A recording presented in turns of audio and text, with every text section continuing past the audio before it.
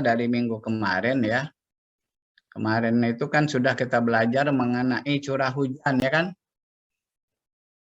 Ya. Jadi kita akan ya mencari ya.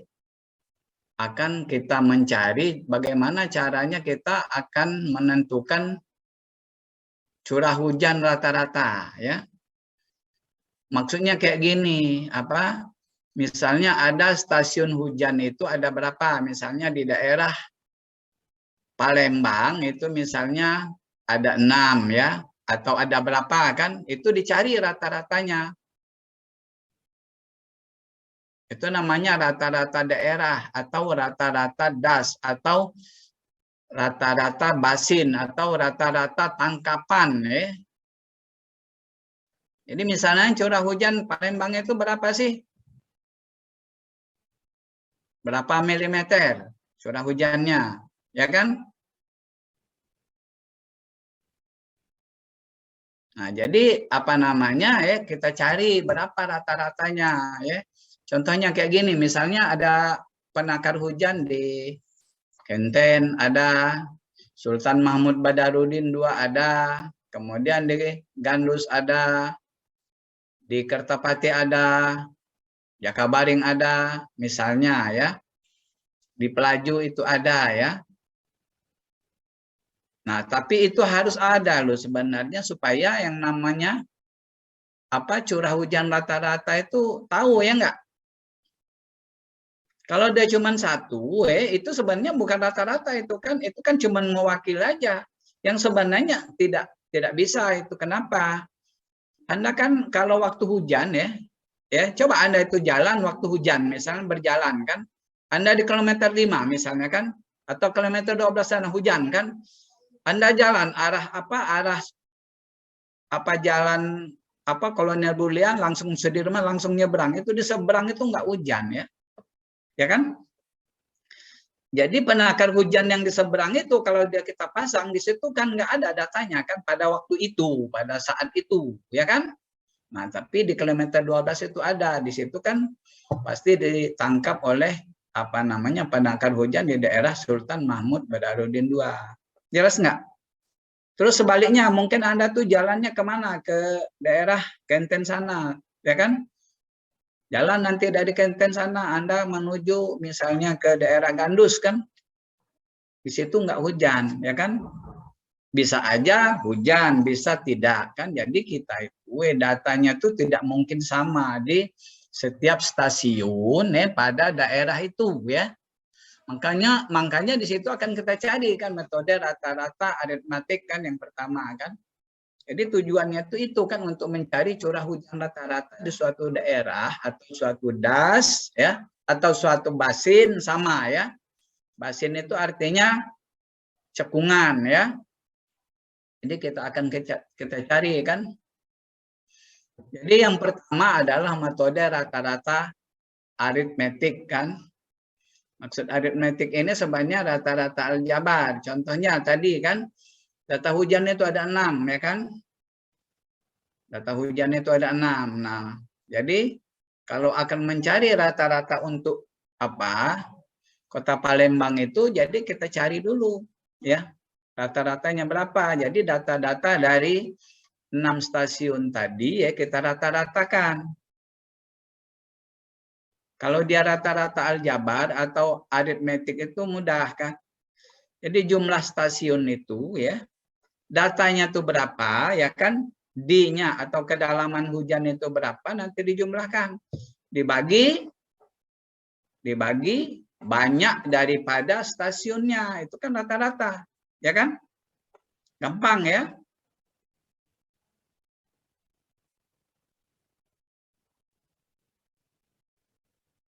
Cari rata-rata.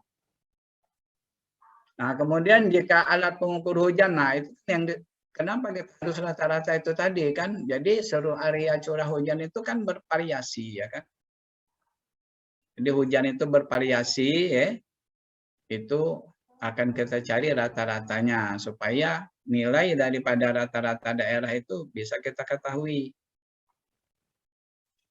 Jadi metode ini dapat kita pakai untuk curah hujan yang lebat atau badai ya. Jadi perhitungan rata-rata hujan bulanan atau tahunan, ya kan? Kemarin udah jelas yang mana yang namanya data curah hujan harian, mana yang data curah hujan jam-jaman, tahu kan? Jadi artinya kayak gini ya, orang ya menjaga atau pegawai untuk melihat apa untuk mengambil data curah hujan itu harus dia standby di tempat itu ya. Bukannya kita apa namanya dia hujan kita biarkan kan. Akhirnya apa? Hujan yang semalam itu udah penuh dia kan. Tahu-tahu hujan lagi paginya. Tumpah kan. Nah, itu berarti tidak terukur yang semalam itu berapa jam hujan semalam. Dan juga biasanya yang namanya alat itu ditunggu mulai dia hujan itu sudah tahu kan jam berapa dia mulai hujan. Kemudian stopnya atau berhentinya hujan itu jam berapa. Itu pegawai itu harus artinya benar-benar dia tuh kan pegawai memang itulah kerjanya kan.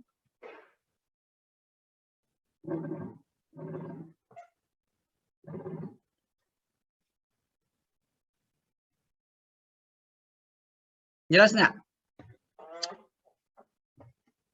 Jadi metode untuk mencari curah hujan rata-rata itu pertama itu cara aritmatik ya atau rata-rata aljabar ya. Nah, ini contohnya nih ya. Ini contoh misalnya ya. Stasiun kan. Ini precipitation-nya adalah dalam milimeter atau curah hujannya ya. Itu stasiun 1 itu misalnya apa namanya curah hujannya itu 15 mm. Kemudian stasiun 2 19 ya. Stasiun 3 20, stasiun 4 6. Kemudian stasiun 5 itu adalah 22. Stasiun 6 itu 28 ya. Jadi kita jumlahkan ya kan. Setiap stasiun itu kan mempunyai data, kita jumlahkan. Ya kan nanti dapat ya kan curah hujan rata-ratanya itu berapa. Jadi jumlah daripada ke-6 stasiun itu berapa, nanti dibagi 6. Itulah namanya hujan rata-rata daerah ya. Atau PAP kan, P itu adalah singkatan daripada presipitasi daripada hujan ya.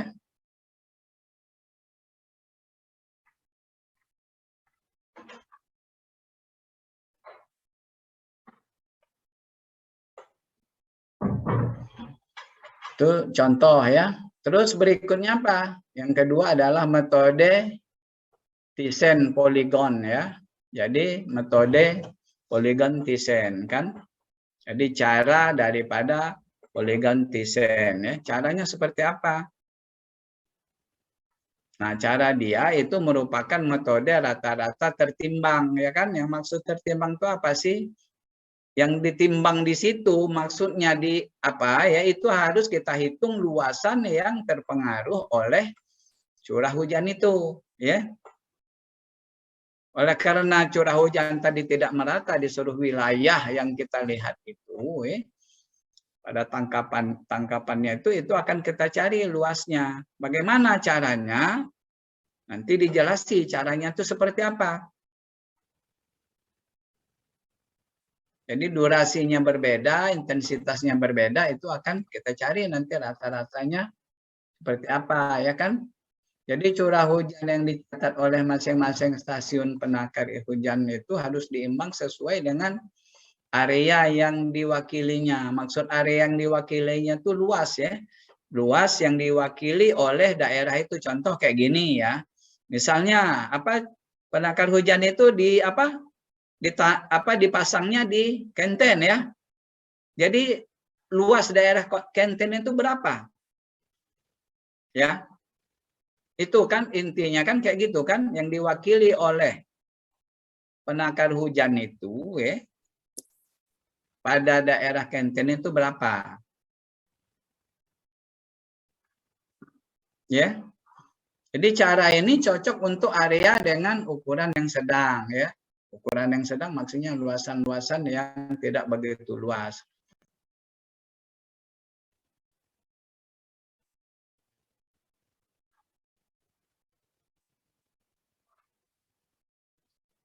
Jadi bagaimana caranya? Jadi caranya kita begini apa? Langkahnya ya. Langkah dari menggunakan metode Thyssen ini ya. Pertama ya. Pertama sekali kita harus tahu luas daripada, contohnya harus kita tahu yang namanya luas Kota Palembang ini berapa. Ya kan? Harus tahu kita. Kemudian titik pada daerah Kenten pada penakar hujan 1 misalnya di Kenten dipasang kan. Nah, titiknya itu harus tahu kita koordinatnya.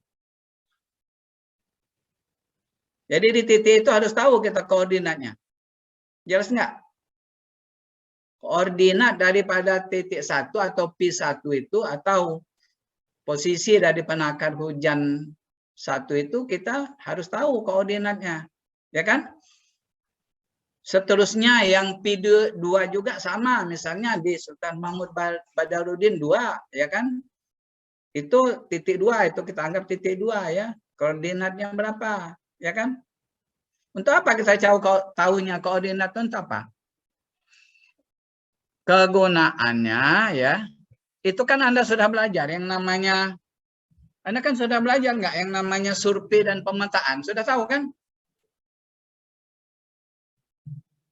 Itu kan sudah Anda belajar survei dan pemetaan itu gunanya kan? Jadi di titik itu ada koordinat ya. Di mana kita membaca koordinat itu? Di mana kita melihatnya? Itu kalau di HP Anda itu apa? Ada program GPS ya. Di mana titik Anda itu kalau Anda buka programnya itu dibacanya itu koordinatnya di situ ya enggak? Ya. Jadi koordinat daripada misalnya di Kenten itu tahu, kemudian koordinat pada apa? Sultan Mahmud Badarudin itu tahu, ya kan koordinatnya masing-masing tahu, berarti jaraknya tahu kan? Ya enggak? Kita hitung. Gimana menghitungnya? Dengan apa menghitungnya?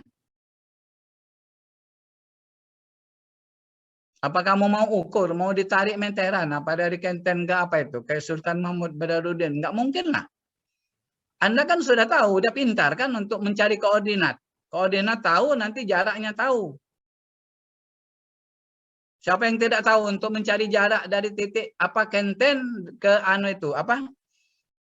Ke Sultan Mahmud Badarudin itu gimana caranya?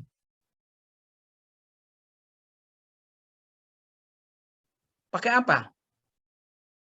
Koordinatnya tahu, kita baca dengan apa? Program itu kan ditaruhkan di HP itu kan tahu JHP kan apa? GPS kan?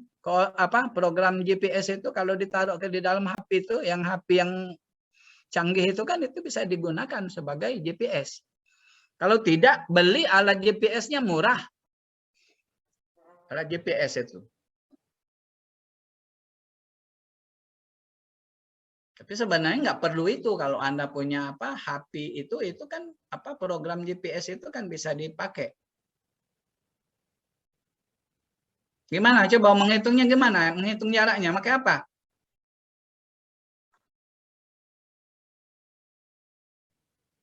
Atau nggak dengan koordinat?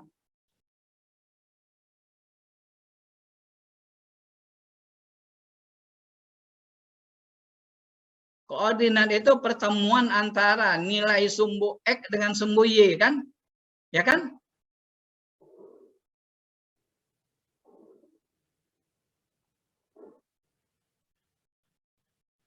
Nah, kalau dia 2 titik, di dalam suatu koordinat itu bisa kita hitung jaraknya. Pakai apa? Pakai apa? Coba. Pakai rumus apa?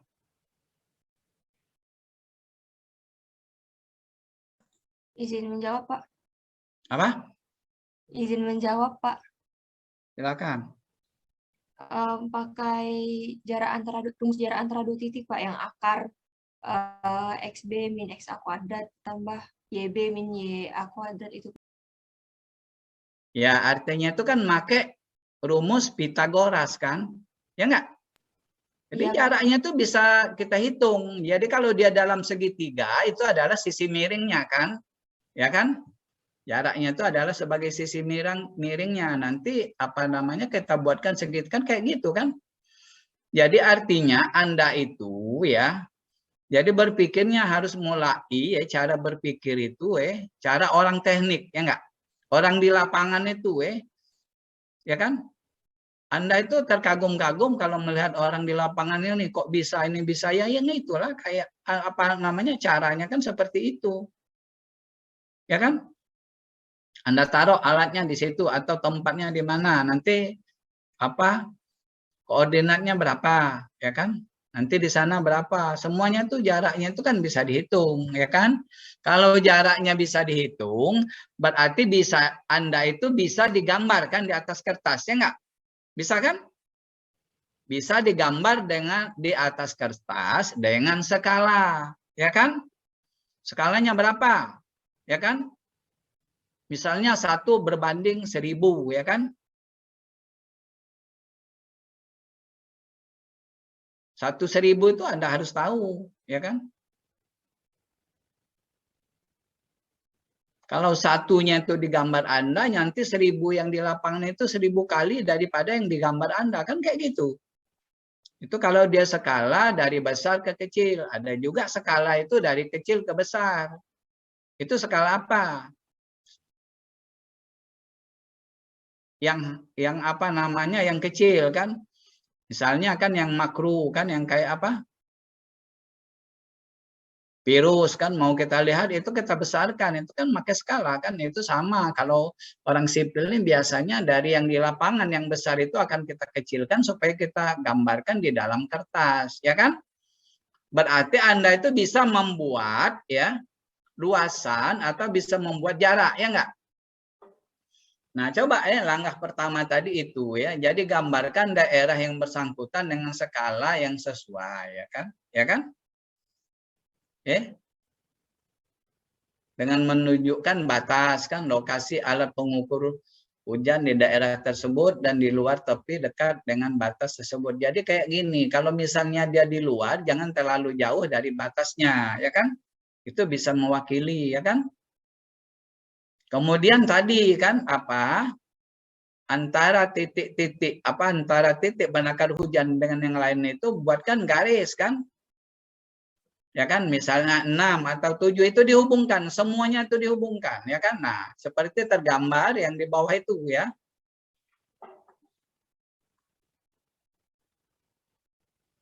sudah tergambar kan sudah tergambar koordinat sudah tahu jarak sudah tahu Anda gambar ya kan dengan skala ya kan itu kan kalau kita gambarkan itu seperti gambar ini nih apa dia kan membentuk segitiga ya paham nggak ini? Bagaimana cara mencari jarak antara P1 dengan P2, ya kan? Koordinat P1 tahu, koordinat P2 tahu, ya kan? Jadi antara P2 dengan P1 tahu, ya kan? Kemudian antara P1 dengan P5 koordinatnya tahu, yang ini koordinatnya tahu, berarti jaraknya tahu, ya enggak? Yang ngantang ngitung kayak gitu, yang cuma ngitung segitiga kayak gini, sebenarnya itu kerjanya anak SMA kemarin udah tahu, ya kan? Cuman ya sekarang yang namanya kita sudah kuliah S1 itu akan kita pakai. Mulai dari SD sampai sekarang ilmu itu kita pakai, kita terapkan. Ya kan?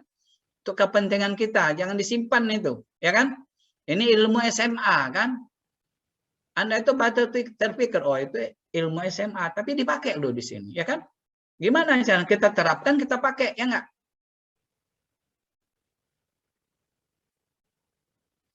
Jadi hubungkan antara lokasi alat pengukur hujan dengan membentuk jaringan segitiga. Sudah ya kan? Sudah dia tergambar dengan apa? Gambar 2 ya. Terus langkah berikutnya bagaimana? Langkah berikutnya ya. Jarak antara stasiun atau penakar hujan itu dari P1 ke P2 itu ya, itu dibagi 2 dalam peta itu dibagi 2 ya kan? Ya kan dibagi 2 yang sama ya kan? Misalnya di dalam skala Anda itu berapa? Ya dibagi 2 aja berapa. Ya kan? Di mana letak titik bagi 2 itu, ya dibagi 2 itu di mana letak titiknya? Dibuat garis tegak lurus terhadap garis itu. Jelas nggak? Jadi dibuat garis ya, terhadap itu, contohnya terhadap garis P1 ke P2 itu dibuat garis tegak lurus, ya kan? Posisinya di mana? Posisinya di pas pada posisi apa? Jarak antara P1 dan P2 itu kita bagi 2. Nah, di titik itu kita buat, ya kan? Kita di situ kita buat titik. Kemudian di titik itu kita buat garis tegak lurus, ya. Ya kan? Kalau tegak lurus itu berarti dia membentuk sudut 90 derajat, ya kan? Ya. Jelas kan? Nah, berikutnya ya dengan posisi yang lain antara P1, P5, antara P4, P5, P3 dengan P4 itu semuanya dibuat, ya kan? Dibagi 2 tegak lurus pada titik itu, dibagi 2 tegak lurus pada titik itu, ya. Semuanya itu dibuat seperti itu, ya kan? Nanti ya garis yang membuat tegak lurus itu pada masing-masing garis itu dia akan bertemu, ya kan? Dia akan bertemu, ya. Itu ditemukan, ya kan? Nah, ditemukan itu adalah gambar seperti yang langkah keempat ini loh, ya. Ya kan? Dia coba ya di P2. Di P2 ini kan luasannya ini kan, ya kan? Ya kan? Luasannya tuh A2 kan. Yang di P1 ini adalah luasannya adalah A1, ya kan? Kemudian yang di P4 ya itu luasannya A4, ya kan? Kemudian yang di P3 itu adalah luasan A3. Jadi dia setelah tadi dilakukan ya nanti dihubungkan ya antara garis-garis yang tegak lurus itu dia akan berbentuk seperti gambar yang ini nih, yang di bawah ini nih. Nah, kalau dia sampai di sini, coba siapa yang mau bertanya? Ada nggak ngerti tadi yang dijelasin mulai dari awal tadi mengenai apa namanya yang poligon ini, poligon Thyssen ini? Coba.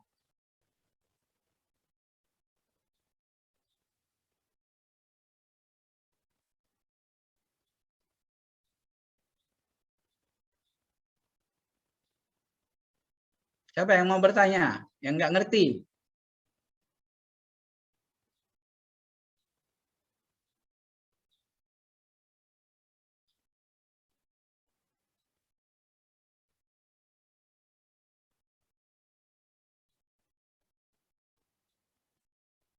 Siapa yang mau bertanya?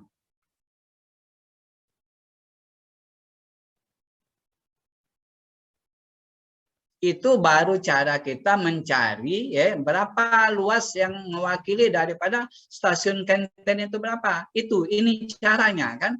Jadi kita menghitung ya di atas kertas itu sesuai dengan skala kita hitung sekarang ya. Ini kalau digambarkan di atas kertas milimeter ya kan gampang kan nulis menghitung luasnya. Misalnya A1 berapa luasnya? Kemudian A2 berapa luasnya? Ya kan? Ya. Kemudian A3 berapa luasnya?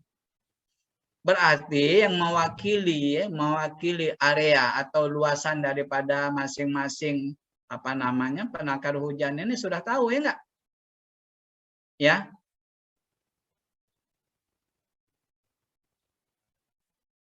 Siapa yang mau bertanya nih sampai di sini? Kalau enggak kita lanjutkan.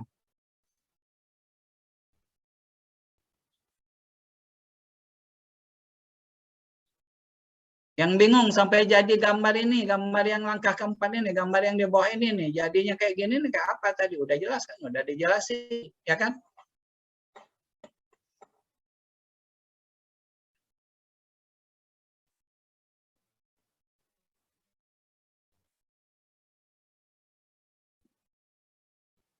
Jadi rumusnya tadi kan, ya, pertama mencari koordinat, ya kan?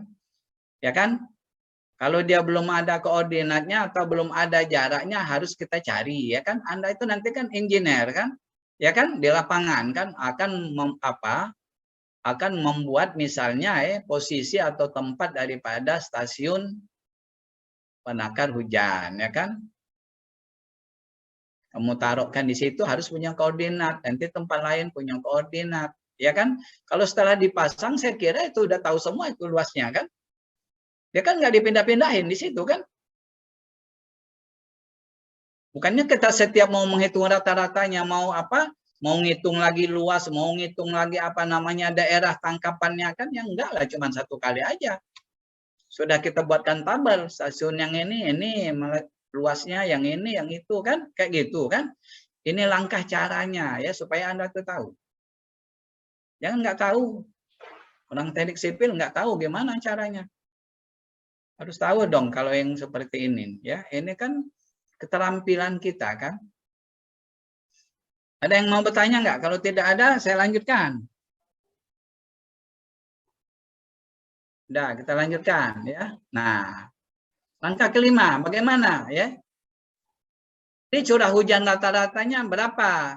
Jadi curah hujan rata-ratanya itu mudah dijumlahin aja. Ya kan? Jadi ya, apa namanya?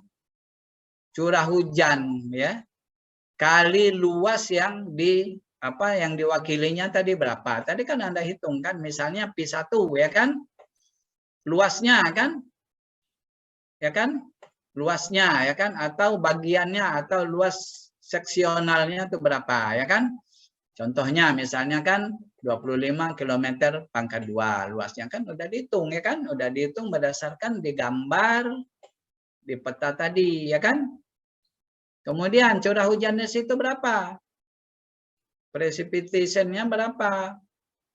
P1-nya berapa? Di sini kan misalnya contoh ini misalnya 10 mm ya kan? Ya enggak? Jadi kita kalikan aja luas daripada pengaruh daripada itu kita kalikan ya kan? Kita kalikan ya. Kita kalikan menjadi kolom 4 ya enggak? Kita kalikan aja berapa ya kan? Terus sama kan? P2 juga sama, luasnya berapa kali curah hujannya nanti berapa. Nanti dijumlahin, setelah dijumlahin ya luas keseluruhannya berapa, kemudian total yang keseluruhan tadi masing-masing daripada stasiun hujannya berapa, nanti dibagi luasan ini kan kayak gitu kan.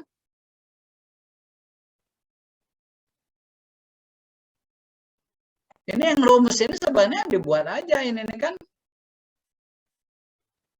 Jadi sebenarnya A1 tambah A2 tambah A3 tambah AN dan berikutnya itu adalah luas keseluruhan misalnya Kota Palembang tadi. Ya. Yang A1 A2 itu dari mana? Yang dari sini tadi. Ini A1 A2-nya ini kan. A1 A2 ini kan. Ya logikanya kalau dia curah hujan misalnya P2 itu pasti A2, jadi jumlahin yang ini kali ini jumlahin. Nanti dibagi keseluruhan kan rata-rata. Siapa yang mau bertanya sampai di sini? Nanti ada cara lain. Siapa yang mau bertanya? Belum ngerti nih.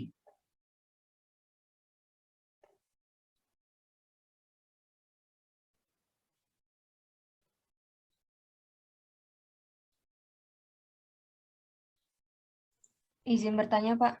Silakan. Tadi kan di contoh yang sebelumnya, itu kan ditentukan titik-titik stasiun, Pak. Nah, stasiun pertama itu tadi saya lihat di luar dari wilayah yang akan dicakup, misalnya wilayah Kenton tadi kan, Pak. Nah, itu ada titik P1 yang di luar, itu boleh ya, Pak ya? Atau ada ketentuannya? Boleh, itu tadi kan ada ketentuannya itu boleh ya kita ambil datanya ya. Tapi jangan terlalu jauh, ya kan? Ya kan? Terlalu jauhnya gimana? Kamu lihat aja nanti yang di dalam antara P1 dengan P2 atau P3 atau P2 P3 atau P2 P4 itu kamu tengok itu kan berapa jaraknya ya kan? Kalau dia hanya daripada pinggiran ini sekitar kan 200 meter atau 300 meter boleh ya kan? Yang namanya di pinggir itu kan dekat. Kalau dia sudah berkilo-kilo, nggak dipakai lagi, nggak usah dipakai ini data ini. Ya kan? Makanya sekarang tuh kayak gini ya.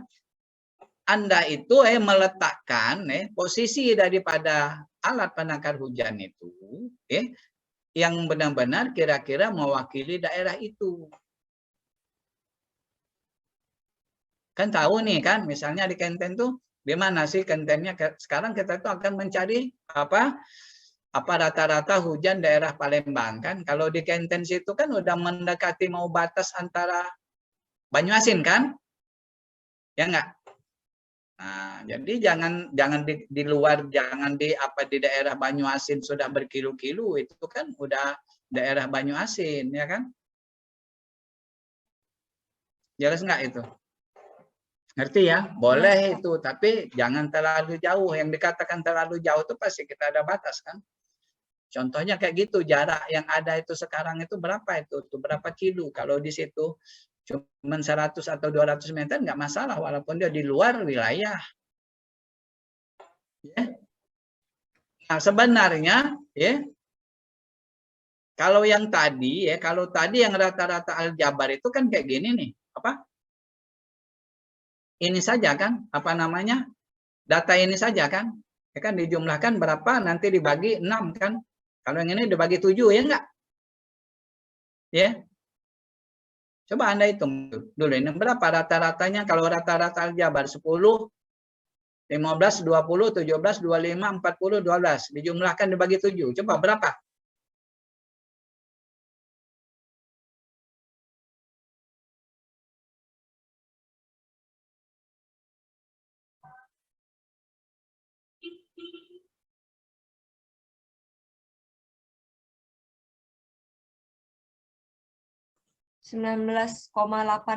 enam Pak. Berapa? 19,86. 16. 19,8. 19 kan. Nah, itu kalau rata-rata aljabarnya itu kan 19. Itu kan jadi yang ini kan sebenarnya ini kan yang akuratnya kan sudah termasuk kan. Jadi itu 19, kemudian ini 14. Jadi yang lebih apa namanya tuh yang lebih terperinci itu adalah cara ini. Kalau yang itu tadi kan tidak begitu tepat kan. Ya. Sudah ini kan. Ini adalah cara polygon Thyssen, ya kan? Kita lanjutkan. Ada cara lagi, ya kan?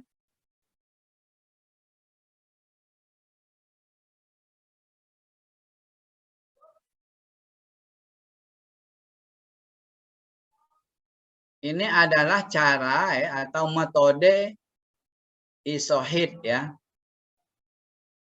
Metode isohit ya. Jadi yang dikatakan garis isohit adalah garis yang menghubungkan tempat-tempat ya yang jumlah curah hujannya sama pada peta curah hujan suatu cekungan. Ya enggak? Kemudian peta isohit yang menunjukkan kontur curah hujan yang sama adalah gambaran yang lebih akurat tentang curah hujan di atas cekungan. Ya kan? Nah, sekarang Bapak tanya. Anda kemarin kan belajar yang namanya apa? Pelajaran survei dan pemetaan kan? Ya kan? Belajar kan kemarin kan? Survei dan pemetaan. Di situ Anda itu kan ada tugas. Saya tahunya ada tugas Anda itu membuat kontur ya. Ya kan? Kalau survei dan pemetaan itu kontur apa dia? Kontur ketinggian daripada muka tanah, ya enggak? Ya. Belajar enggak kemarin?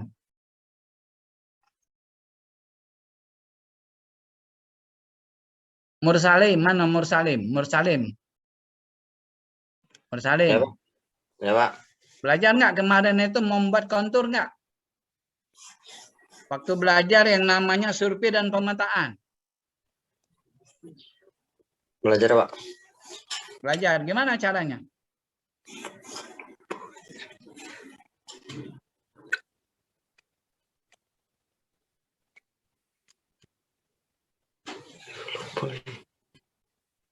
Lupa.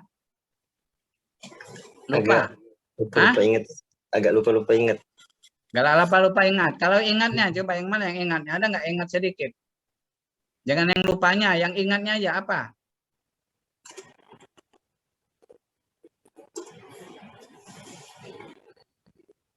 Apa tadi?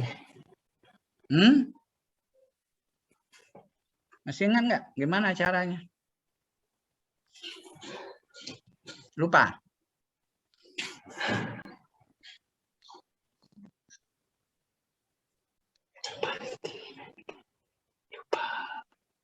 Nah, sekarang yang ingat siapa? Masih ingat siapa? Putri, coba Putri masih ingat nggak? Mana Putri? Aktifkan apa namanya videonya? Ya, Masih Pak. ingat nggak? Garis kontur apa permukaan tanah itu kemarin itu apa? Yang garisnya itu apa sebenarnya? Ketinggian antar muka tanah, Pak. Menghubungkan antar Tinggian muka tanah, Pak.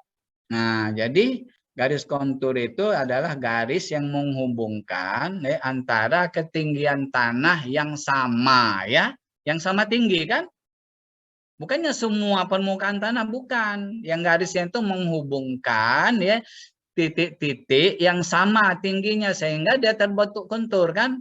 Mungkin dia kayak apa? Kayak sungai, mungkin dia kayak rambut. Yang penting yang garis itu menghubungkan ketinggian yang sama. Ya enggak? Nah, yang di sini peta isohid ini menunjukkan kontur curah hujan yang sama. Sama kan? Adalah gambaran yang lebih akurat tentang curah hujan di atas cekungan ya. Jadi kayak gini artinya ya, gambar yang ini tadi ya kan. Coba ini kan yang gambar ini tadi, ini kan ada punya, ini kan masing-masing titik ini ya, itu kan punya curah hujan kan, ya enggak?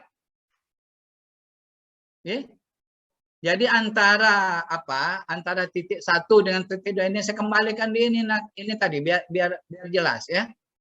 Antara P1, P2, P3 ini kan ada curah hujannya kan? Ya enggak? Ya. Ini ada jarak kan? Ada curah hujan, ada jarak, ya enggak? Jadi sebenarnya ya kalau curah hujan P1 itu berapa? Curah hujan P1 25, ya kan? Nah, bukan. Curah hujan P1 adalah 10 kan? Ya kan? P2 15, P3 20, P4 17 ya. Nah, coba kamu lihat di situ ya. Kalau kita akan mau menggambarkan ini, di situ ada curah hujan 10, 15, 20, 17, 25, 40, 12 kan? Itu bisa tergambar kan? Bagaimana caranya? Ya kan? Di sini kan antara P1 dengan P2, tadi ada P1 dengan P2 itu adalah 10 dengan 15 kan? P1 ada 10, curah hujannya di sini adalah ada 15 ya enggak Jadi antara P1 dengan P2 itu 10 dengan apa? 12 tadi ya. 15 berarti di sini kan ada 11, 12 sampai 15 kan di garis sini kan? Pasti dia kan konturnya melalui antara P1 dengan P2 ya enggak? Benar enggak? Ya? Ingat enggak? Apa? Anda membuat apa? Kontur daripada ketinggian tanah. Kalau jarak dari sini kan bisa dihitung ini kan. Kemudian antara P1 dengan 4 itu berapa? Antara P1 dengan P4.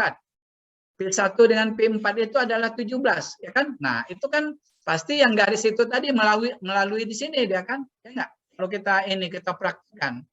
Ya kan? Terus yang lainnya itu sama. Jadi titik-titik yang sama itu dihubungkan, ya enggak? Ya. Jelas itu kan?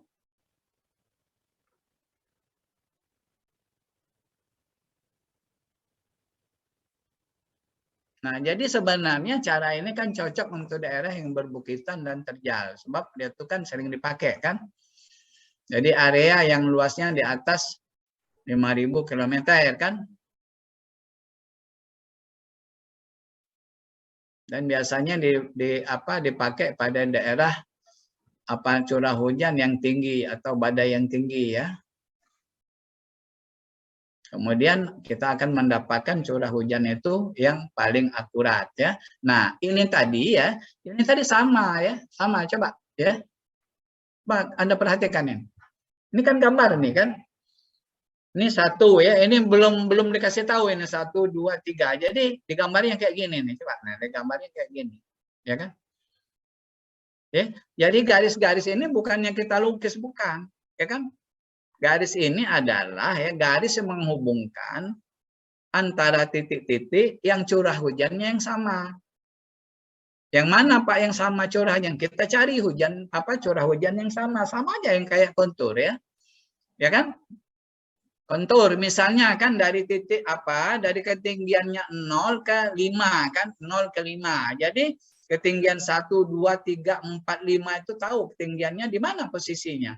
Berdasarkan apa? Berdasarkan jarak kan?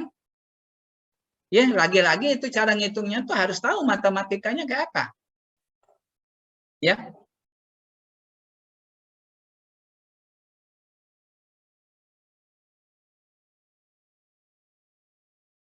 Itu jelas nggak cara menggambarkan itu loh. Yang penting cara menggambarkan garis risoid itu ya kayak apa. Itu sama persis ya dengan membuat kontur ketinggian permukaan tanah.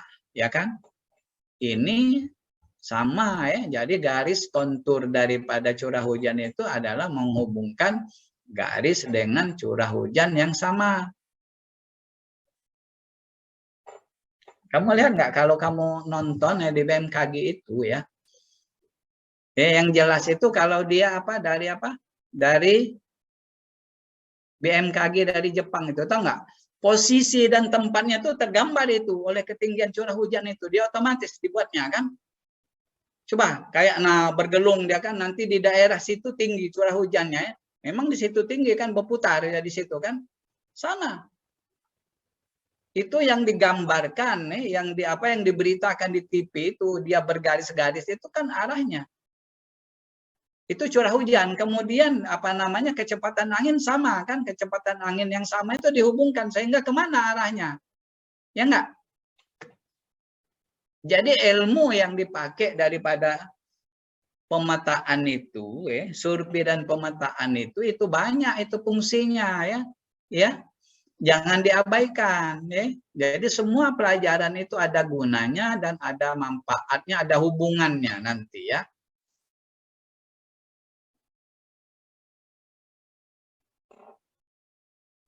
Jadi bagaimana selanjutnya ya? Langkah ketiganya bagaimana kalau dia setelah kita buatkan kontur, ya kan? Jadi antara garis kontur dengan kontur itu dia kan punya luasan nih pasti nih. Pak. Garis ini, yang berikutnya, yang kedua, yang ketiga, yang keempat. Ini antara garis garis 1 dengan garis 2 ini kan ada luasannya kan? Ya enggak? Ada luasan ini. Kenapa? Karena ini kan kita gambarkan di peta kan? Digambarkan di peta itu punya skala kan? Yang jelas Anda itu biasakan kalau menggambar punya skala itu digambarkan di garis milimeter supaya gampang, ya enggak? Ya enggak? Gampang kan?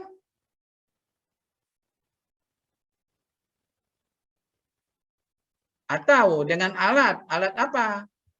Alat klienometer kan untuk mengukur itu kan, untuk mengukur luas ini. Tapi kalau mau gampangnya, kalau nggak ada alat itu digambarkan di atas kertas milimeter, ya kan? Berapa kotak milimeter yang untuk antara antara kontur yang 1 dengan yang kedua, yang ketiga itu berapa ini luasannya yang berwarna hijau ini? Ya kan kayak gitu. Jelas ya?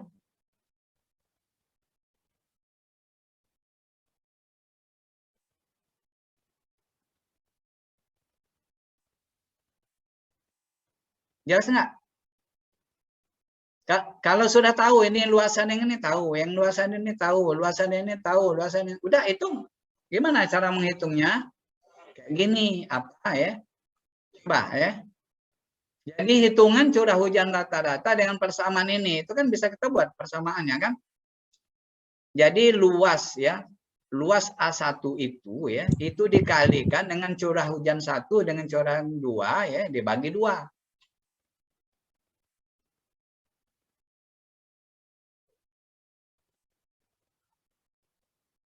Kemudian ya, teruskan ya. Luas daripada A2 ya. A2 itu kan yang berikutnya kan?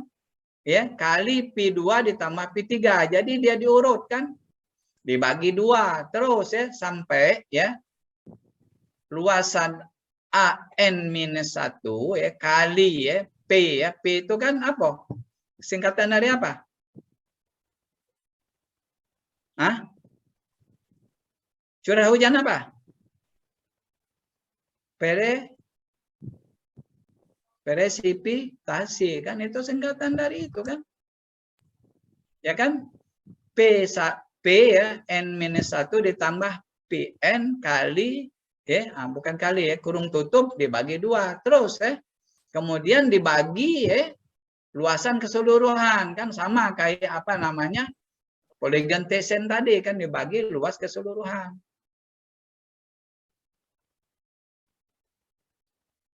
Nah, ini keterangannya ya. PE itu adalah nilai garis isoid kan. Ya, nilainya tadi berapa? Yang garis rata-ratanya itu berapa? Ya kan? Kemudian ya A itu adalah daerah antara pasangan garis isoid. Jadi antara 1 dengan 2 luasannya. Yang ini tadi apa namanya, yang ini nih. Ini.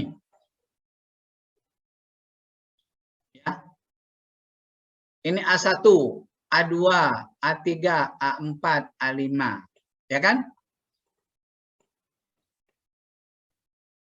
Siapa yang mau bertanya? Sampai di sini.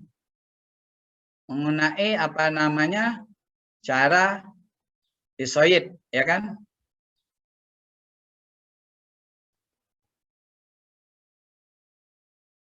Jadi 3 cara itu nggak mungkin Anda nggak tahu. Ya?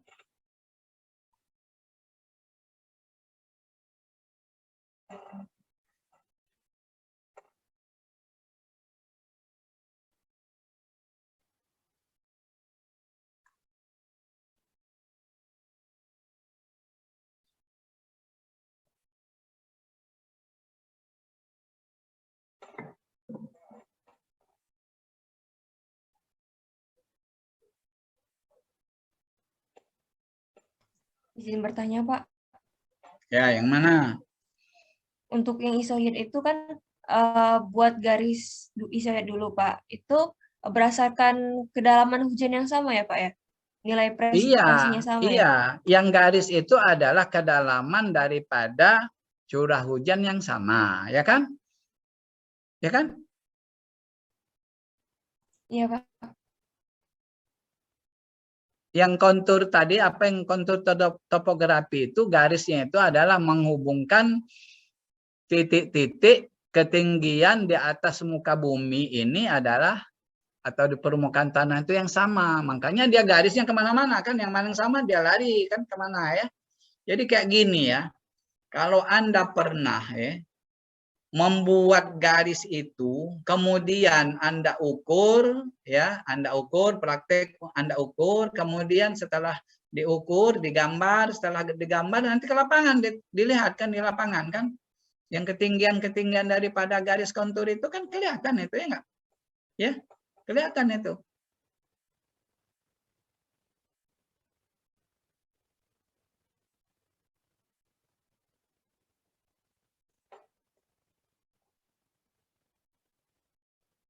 Nah, ini apa lanjutnya? Ini adalah contohnya ya, contoh ya kan. Coba. Contoh ini kan. Isoid A kan. Jadi ini nilai apa ini? Ini nilai P kan, nilai curah hujan ya enggak? Ya. Jadi misalnya ya coba. Antara 16,5 ya kan. Dengan 37 ya. Itu kan pasti ada 25 kan? Ya kan? Ya enggak? Jadi kita buatkan garis 25-nya di mana? Jadi sebenarnya ini contoh ya, ini kan 25 dengan apa? Dengan apa? Dengan rentang 25 kan, coba. Yang coba 25, 50, 75, 100 ya kan? Ini adalah antara garis ini ketinggiannya ini adalah ketinggian 100, ketinggian 75, ketinggian 50, ketinggian 25 ya kan? Ya kan? Ya kan? Jadi yang garis ini garis apa namanya? Ini adalah garis poligon kan? Ini namanya garis apa ini namanya? Jadi namanya garis kontur curah hujan yang sama kan? Nah, jadi kayak gini. Jadi yang tadi kan misalnya ini dari titik ini nih. Dari titik 37 ini ke titik 16,5 ini kan besarnya curah hujan kan? Ya enggak ya? Kalau kita hubungkan dari sini ke sini berarti yang bisa lewat di sini kan ada 25. Ya kan? Ya kan? Nah, kemudian antara 16 dengan 48,7 itu kalau kita hubungkan garis dari sini ke sini berarti antara 48 ke 25 itu ke 16,5 itu kan ada yang namanya ketinggian 25 kan? Ya enggak? Nah, berikutnya juga sama kan ya, sama persis ini seperti kita menggambar ya kontur ketinggian muka tanah, ya kan? Jadi kita gambarkan itu apa namanya ya, rentangnya atau bedanya itu terserah dengan Anda. Mau 25, mau 10, mau 7 mau 30 itu tidak masalah. Yang penting ya curah hujannya itu kamu lihat itu berapa. Kalau misalnya curah hujan kamu yang paling maksimum itu misalnya 125 yang ini kan Anda mau membuat garis kontur misalnya yang 150, nggak ada datanya, nggak bisa. Jadi yang ada data di sini itu yang mana?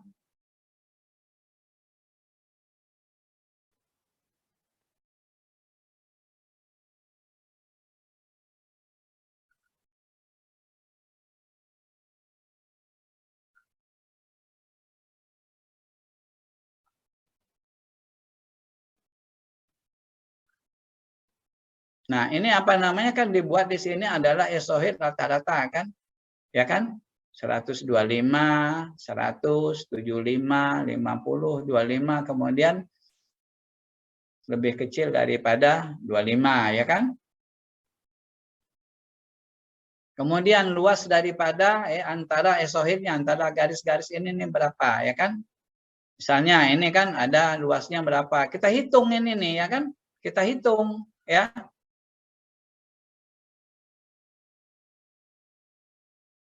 Jadi menghitungnya itu nggak bisa akan teliti kalau Anda membuatnya itu kan tidak memakai skala, harus memakai skala.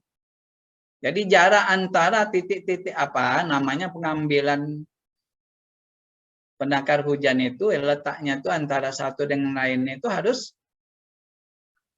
jaraknya itu yang benar ya.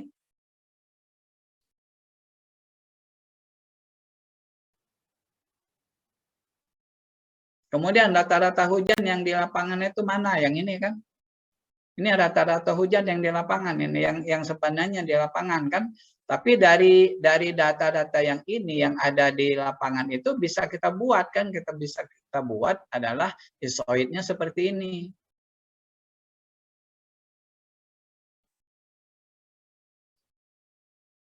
Sekarang volume hujan yang mana? Volume hujannya jadi area atau luas antara esoid itu adalah B kan. Yang kolom yang kedua luasnya itu 33,28 ya kan? Ya enggak? Jadi 33,28 kali 125 ya kan? Terus ini ditaruhnya di sini. Nanti ya jumlah daripada kolom 2 dan kolom 3 itu berapa? Jadi dibagi luas keseluruhannya kan, prinsipnya kan sama kan dengan dengan poligon Thyssen tadi kan sama kan, ya enggak? Jadi luas yang mewakili itu ya, prinsipnya seperti itu. Cuman yang ini adalah berdasarkan ketinggian hujan rata-ratanya. Siapa yang mau bertanya sampai di sini?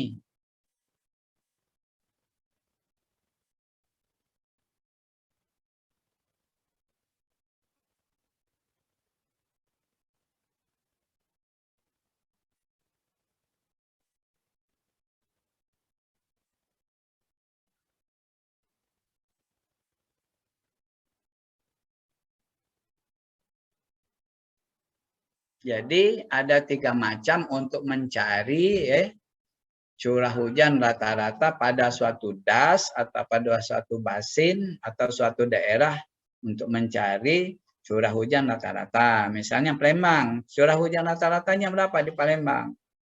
Tidak tahu Pak, saya ini punya data cuma dari BMKG Kenten. Ya cuma satu kan, nggak bisa itu dibilang bahwa itu curah hujan rata-rata di Palembang kan? Ya nggak, itu di Kenten itu.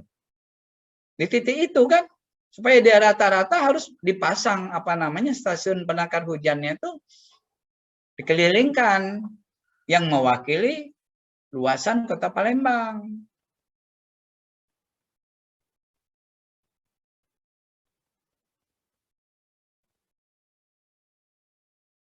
Tapi oleh karena belum ada dipasang, ya kan, belum ada, ya apa boleh buat, ya kan dipakai aja yang itu ya.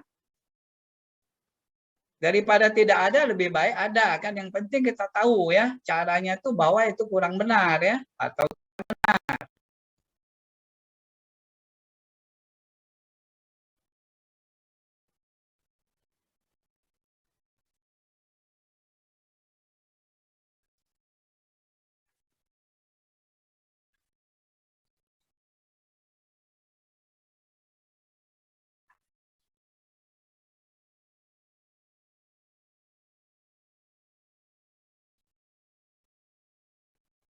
Kalau tidak ada yang mau bertanya, kita lanjutkan yang berikutnya.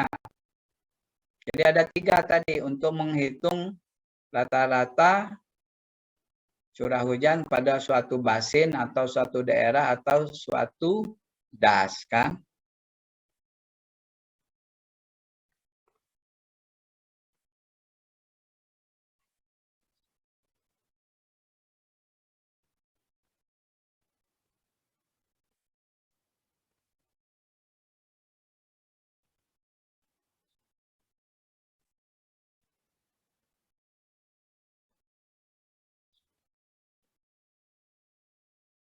Izin bertanya, Ya, silakan. jadi dari 3 metode ini yang paling sering dipakai di Indonesia itu metode yang mana ya Pak? Yang paling apa? Yang paling sering dipakai di Indonesia? Semuanya tuh apa namanya dipakai itu ya kan. Cuman kita lihat hasilnya tuh seperti apa ya kan. Sepertinya ya yang itu. Kalau untuk Palembang ini kan gimana kita akan mencari apa curah hujan rata-ratanya kalau cuma stasiunnya cuma satu. Yang langsung aja kita pakai yang itu ya enggak? Ya kan? Di BMKG Palembang kan cuma satu ya enggak? Penakar hujannya satu di situ.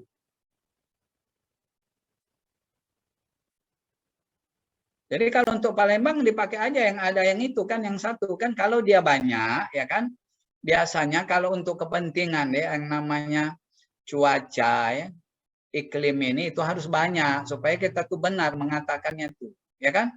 Kalau cuma satu gimana?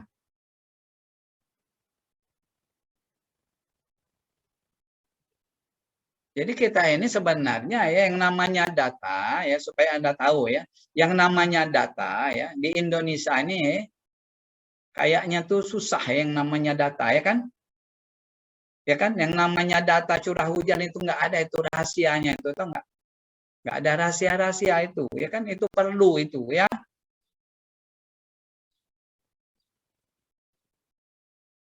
Yang nggak boleh diketahui orang lain itu data kita pribadi loh ya. Kondisi kita itu nggak boleh itu. Nah, tapi yang namanya seperti ini nih itu kan untuk umum itu. Curah hujan, kemudian apa temperatur ya, kemudian arah angin, enggak ya, besarnya apa namanya, apa kecepatan angin itu berapa yang paling maksimum ya kan? Anda kemarin kan udah dikasih tahu kan untuk apa? Mencari data arah angin itu untuk apa?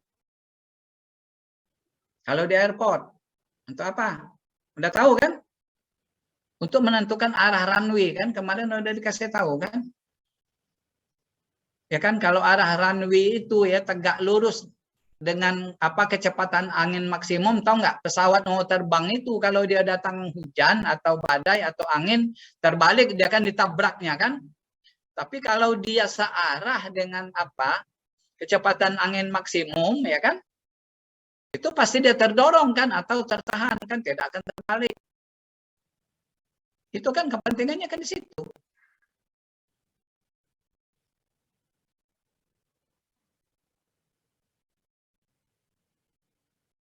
Jadi sebenarnya kalau dia banyak, yang paling akurat itu yang dua macam itu loh. Tinggal kita lihat ya kan, apa dia secara geoid atau dia poligon tadi ya kan. Itu kan semuanya kan mewakili luasannya kan. Jadi artinya posisi yang Bapak bilang tadi, posisi dari alat penangkal hujan itu harus benar, ordinatnya berapa, ya kan? Masing-masing itu harus benar. Kalau dia tidak benar, tidak benar itu hasilnya. Ece enggak. Katanya tidak benar, jadinya tidak benar. Jadi apa? Hidup ini harus benar dan jujur, kan ya enggak? Nggak ada orang rugi yang kalau dia jujur orang itu rugi, nggak ada, ya kan? Cuman orang yang mau membuat sesuatu yang tidak benar itu kan dia kan data itu ketidakjujuran itu dibuat-buat kan? Diputar balik kan? Ini kalau orang ini nggak boleh itu yang sebenarnya berapa ya kan? Anda data itu yang namanya data curah hujan, data tanah, ya kan? Atau enggak dengan data tanah? Hasil sendiri itu kalau main rubuh bangunan itu ya. Data debit apa namanya debit sungai ya kan? Atau main itu bisa banjir gitu ya. Orang menghitungnya lain, bukan yang data yang gitu. Jadi artinya data itu perlu itu yang harus yang benar. Kita lanjutkan ya, sekarang intensitas hujan ya kan. Kemarin itu intensitas hujan itu apa simbolnya?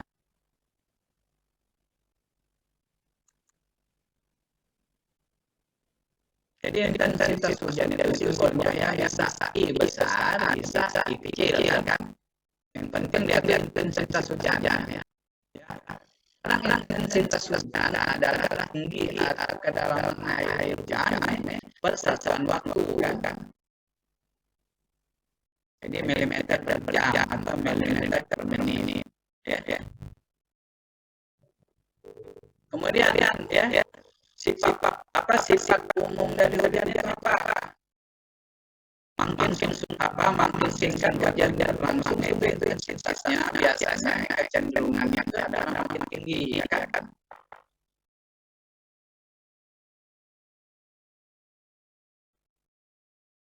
Jadi makin besar ya periode pulangnya ya intensitas hujan itu makin tinggi ya. Kan logika ya. Lanjut. Sekarang ya. Apa sih rumusnya tadi apa satuannya tadi apa? Milimeter per jam kan? Ya. Atau milimeter per menit ya kan? Jadi apa? Rumusnya itu adalah R per T kan? Nah, R itu ya sebenarnya juga ini kan sama dengan D ya kan? Kemarin saya bilang D itu adalah depth kan? Nah, di sini ada juga di buku itu ya bahwa R itu adalah namanya kerjaan kan? Bahasa Inggris hujannya itu kan RN pangkalnya kan? Jadi di R per T, jadi dia untuk di apa R itu sama dengan D ya? Tinggi hujan atau kedalaman hujan ya. Rumusnya apa? RRT. Ya, intensitas kan? Milimeter jadi satuan panjang yang dibagi satuan waktu ya.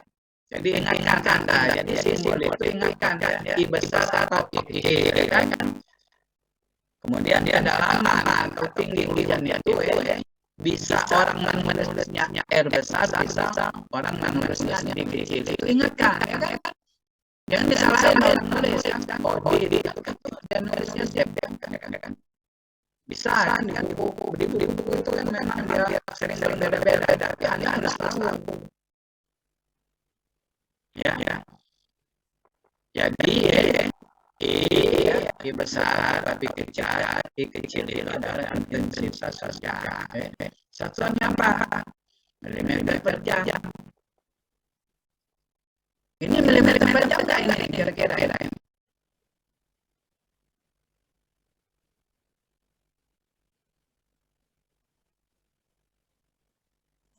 Maaf Pak, permisi Hah? Pak.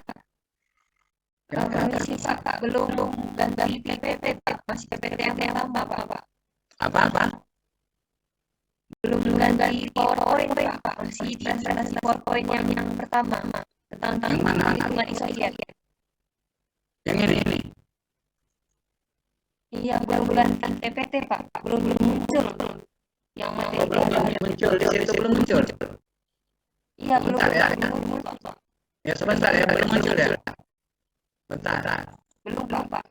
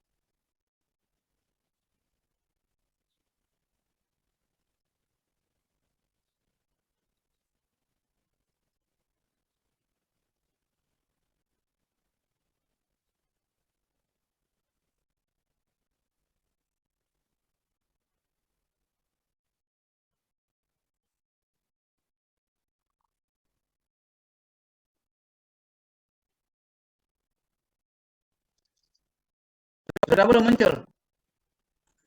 Sudah Pak, baru muncul. Sudah. Ya, saya ulangi intensitas hujan ya.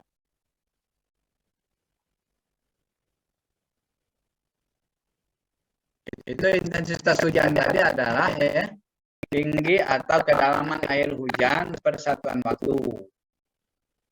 Jadi milimeter per jam atau milimeter per menit ya.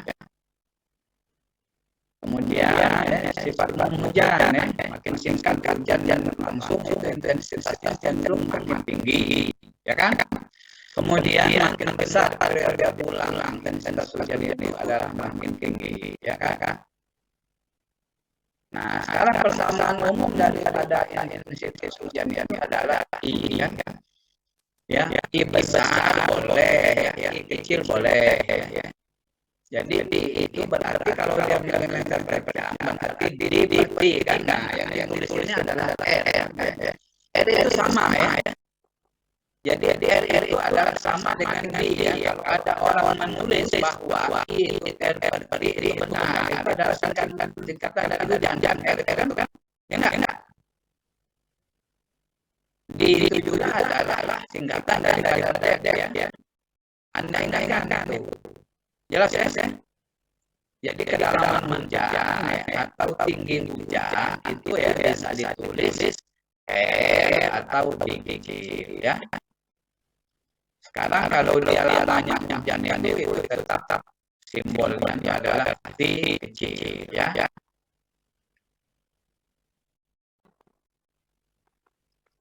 Lanjutkan ya. Jadi persamaan umumnya itu adalah intensitas hujan itu adalah R per I atau D per I, ya kan? Anda kan sudah tahu bahwa satuan I itu adalah milimeter per jam.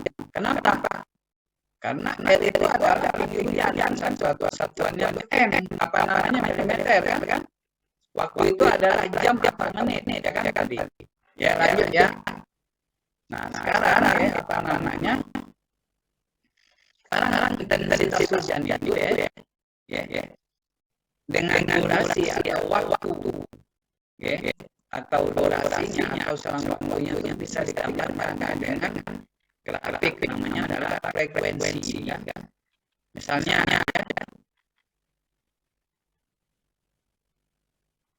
intensitas itu dalam dalam tahun kan jadi ditambah seperti dalam grafik frekuensi ini ya.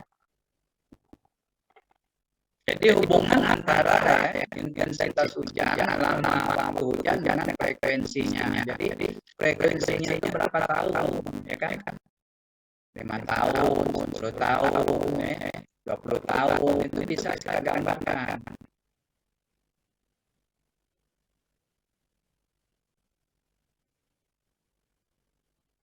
Untuk apa? Ini untuk kita merencanakan saluran, ya kan, untuk merencanakan dan untuk merencanakan bentuk, ya kan, bermacam-macam.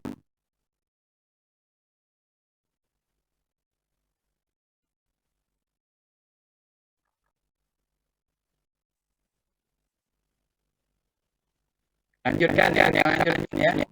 Kemudian untuk mencari intensitas hujan itu ada berapa macam, banyak yang pertama itu dikemukakan oleh Talbot. Talbot itu adalah nama orang kan. Itu pada tahun 1881 kan.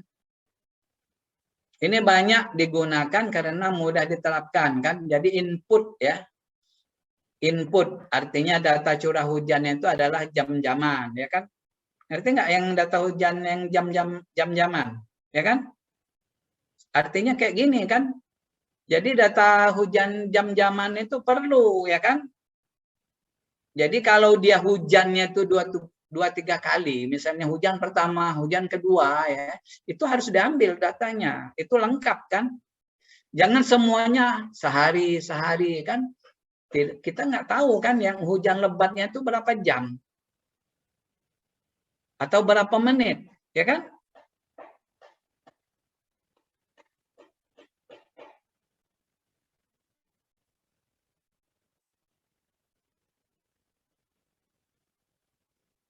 Jadi untuk mencari intensitas hujan, kalau apa namanya ya, dengan persamaan si Talbot itu adalah I ya, A dibagi T plus B kan?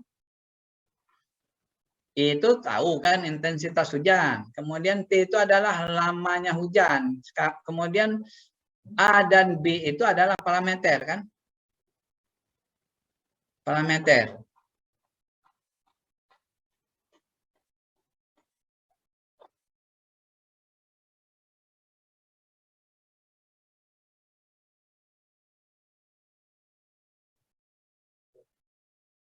Jadi A itu adalah parameter, ya kan?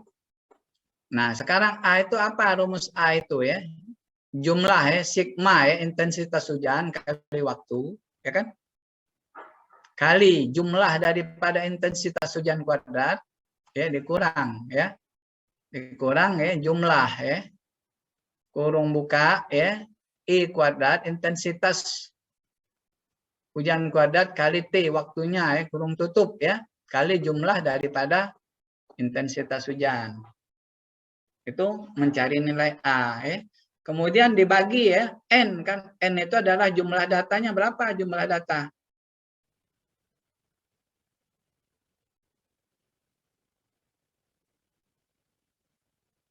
N kali ya, I kuadrat dikurang jumlah daripada I kuadrat kan. B juga sama ya rumusnya kan. Cuman bedanya yang B itu adalah ya, di mana ini adalah I kan. Yang ini I kuadrat dengan T kuadrat kali N kan. Bedanya di situ. Itu adalah untuk kita mencari parameternya. Jadi intensitas hujannya itu tahu nanti.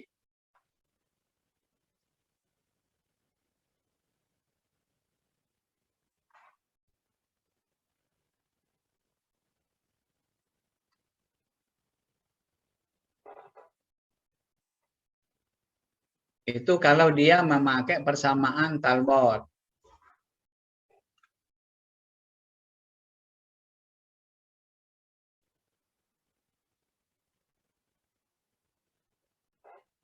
Kita lanjutkan ya. Kemudian ada namanya persamaan Sherman ya.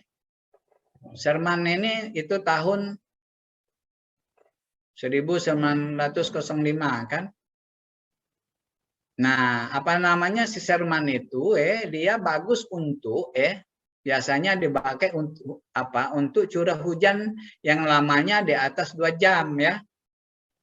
Misalnya ada data hujan yang di atas 2 jam ya kan? Itu untuk input datanya itu kan bagus untuk kita pakai untuk persamaan Sherman ya. Persamaannya sama ya kan? Mencari juga intensitasnya itu berapa? Itu A per T pangkat N.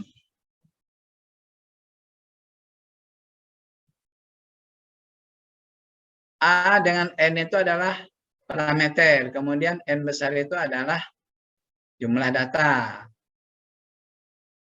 Itu untuk mencari apa? Mencari A itu gimana? Itu log A ya kan? Sama dengan jumlah daripada log I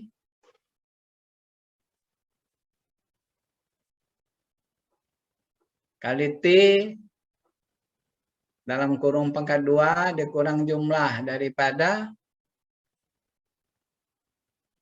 log T kali log I ya. Kurung tutup kali jumlah daripada log T ya kan. Dibagi N adalah jumlah datanya kali jumlah log T kuadrat dikurang jumlah daripada log T kuadrat juga, tapi dia tidak dikalikan dengan jumlah data. Kemudian untuk mencari nilai daripada parameter N-nya,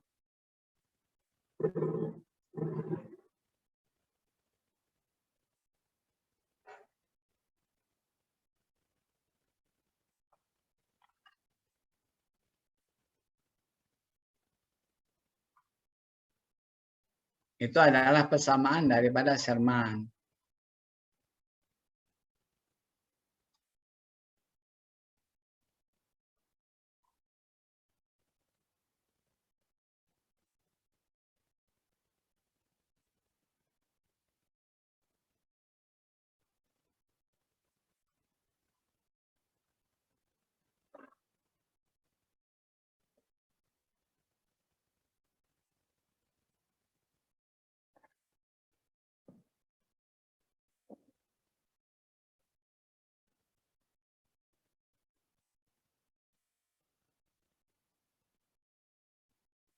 Ada 2 kan sudah?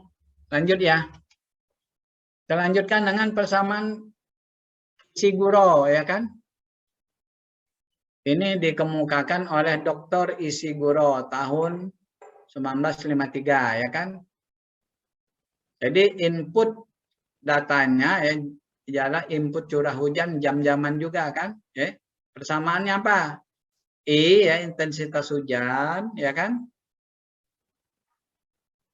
Sama dengan A dibagi akar T plus B, ya kan?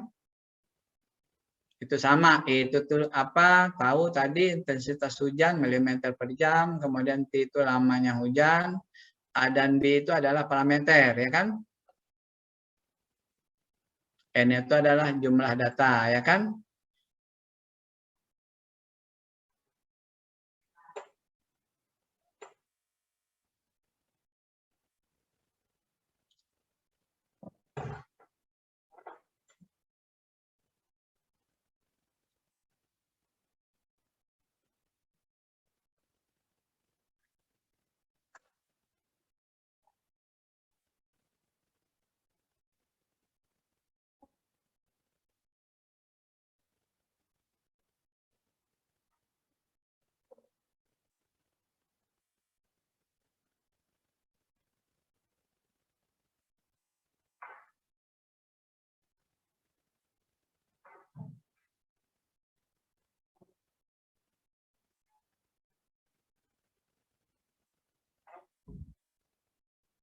Lanjutkan ya, sudah belum?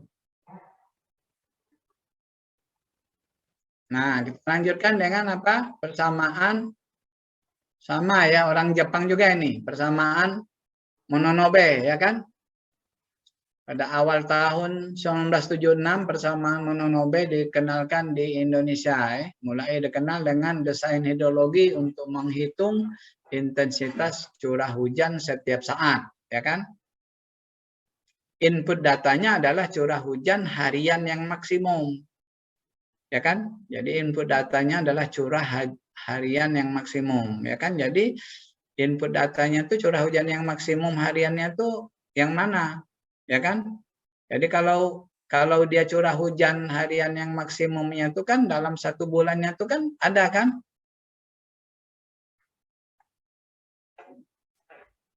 Jadi persamaan mononobe ya. Seperti apa persamaan mononobe itu adalah ini apa? Intensitas ya kan? R24 ya kan? Dibagi 24 kali kurung buka 24 dibagi T kurung tutup pangkat 2/3.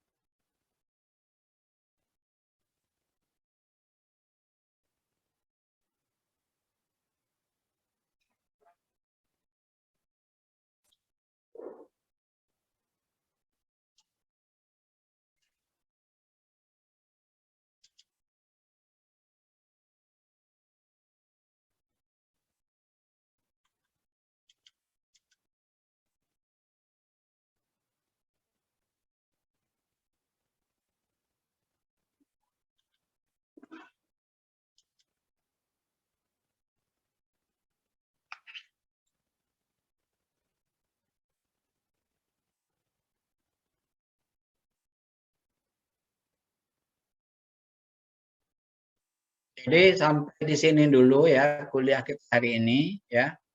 Minggu depan kita lanjut. Ada yang mau bertanya nggak?